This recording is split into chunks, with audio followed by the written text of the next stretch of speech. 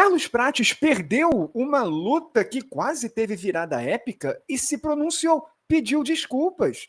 Infelizmente não consegui acabar com a luta e isso não foi suficiente. Desculpa, voltarei mais forte. Não tem que pedir desculpa o Carlos Prates, de forma alguma. Por quê? Foi uma luta que ele estava perdendo claramente e ele foi buscar. 3-0 contra, assustou no quarto round e no quinto esteve a segundos de conseguir um nocaute. Então, ele mostrou, mesmo numa situação ruim, uma raça e uma frieza de não se desesperar. É óbvio que, se essa luta fosse em 3 rounds, ficaria muito feia a derrota para ele, porque foram 3 rounds muito dominantes, nos quais o Carlos Prates não conseguiu fazer nada. Mas era uma luta de 5 rounds. E ele, mesmo com aquela mística do cigarro, das noitadas, ele provou que isso não fez diferença em seu fôlego. Ele aguentou bem. E ele colocou o Ian Gary numa situação muito difícil. Teve até meme.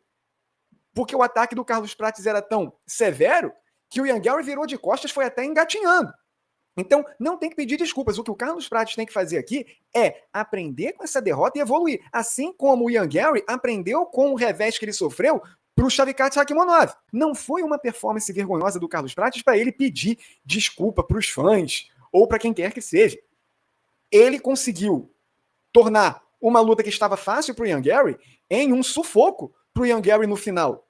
Nos segundos finais, se tivesse mais 10 segundinhos ali, o resultado poderia ter sido a vitória do Carlos Prates. Não é exagero. Agora ele perdeu a invencibilidade no UFC e, pelo que mostrou, acho que vem mais forte. Ele vai tirar as lições que aprendeu nessa luta, que foram muitas. Por exemplo, lutar mais agressivo nos primeiros rounds, como ele vinha fazendo. Não deixar o adversário, no caso o Ian Gary, tão confortável assim. Porque isso ele não conseguiu reverter a pontuação. O Carlos Prates tem poder de nocaute? Com certeza. Mas não tem que se basear apenas no poder de nocaute. Não apenas confiar numa mãozada.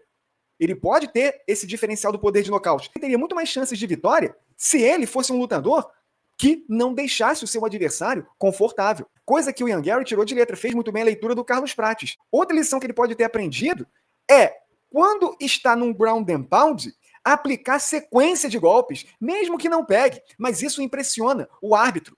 O Carlos Prates deu golpes, mas ele dava e parava um pouco, esperando a melhor oportunidade aparecer. E o Ian Gary, assim, conseguia ter o tempo para se defender, mostrar reação. É uma luta que o Carlos Prates sofre uma derrota dura? Sim, mas não é aquela derrota vergonhosa.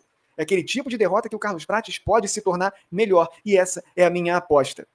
Carlos Prates perdeu a primeira no UFC, mas ele não está morto. Ele pode dar a volta por cima já na luta seguinte e voltar a ter a sua sequência de nocautes. O que vocês acharam dessa reação do Carlos Prates? O pedido de desculpas? Deixe seu comentário, deixe like no vídeo e sua inscrição no canal.